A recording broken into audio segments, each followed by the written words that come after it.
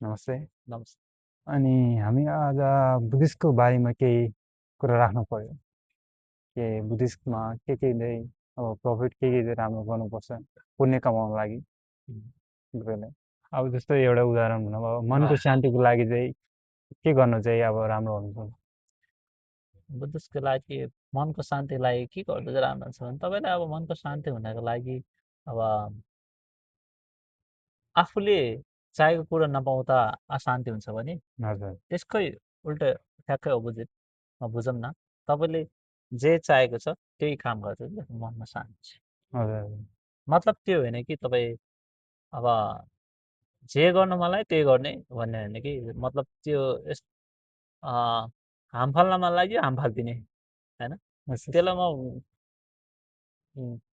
गोद्न मन लाग्यो गएर गोदिदिने भन्ने टाइपको त होइन नि, होइन। हजुर अब त्यसको आइफोन 17 प्रो म्याक्स रहेछ, आहा भनेर अब एउटा त्यहाँ अट्याच भयो, त्यहाँ एउटा आसक्ति भयो, त्यसको म लुट्छु भन्ने मनमा आयो, त्यो मनको मन अनुसार गएर त्यसलाई हजुर त्यसको आइफोन 7 प्रो म्याक्स लुट्ने त्यो खालको चाहिँ होइन फेरि। मनको भ्रम एक हिसाबले त्यो भ्रम राख्नु त्यो भएन। नेगेटिभ वेमा चाहिँ होइन, हामी हजुर पोजिटिभ वेमा जाउँ न। अँ, मतलब कतै त्यो मान्छे दुःख पीडितमा छ भने होइन, हजुर त्यसलाई गएर त्यसलाई म अलिकति हेल्प गर्नु अलिकति राम्रो हुन्छ कि भन्ने सोच त्यो मनमा आएको छ, त्यो अनुसारले हजुर तपाईँले हजुर राम्रो गर्यो भने हो मतलब त्यो नै शान्ति हुन्छ, क्या पुण्य हुन्छ।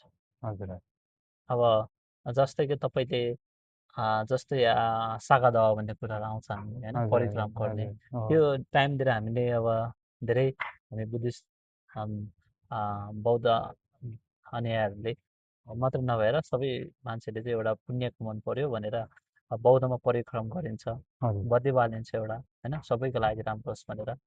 तपाईँले अब त्यो ढोग्ने गरिन्छ होइन, हजुर उनीहरूलाई जुस दान गरिन्छ होइन, अनि कसैले पानी दान गर्न सकिन्छ, उनीहरूले हो 5-10 रुपियाँ भयो भने दान गर्न सकिन्छ। परिवारलाई एउटा के अरे त्यो मकै किनेर एउटा 100 रुपियाँ कति रुपियाँ पैसा त्यो दिएर मकै दान गरिन्छ। त्यो गर्दा चाहिँ तपाईँलाई पुण्य कमाउँछ कि तपाईँ जस्तो कि कसरी थाहा पाउँछ भने पुण्य भनेको त्यो चिज हो कि तपाईँको अब मनमा एउटा सुख होइन, एउटा हजुर हजुर खुसीको एउटा हो अनुभव दिनु त्यो एउटा पुण्य हो।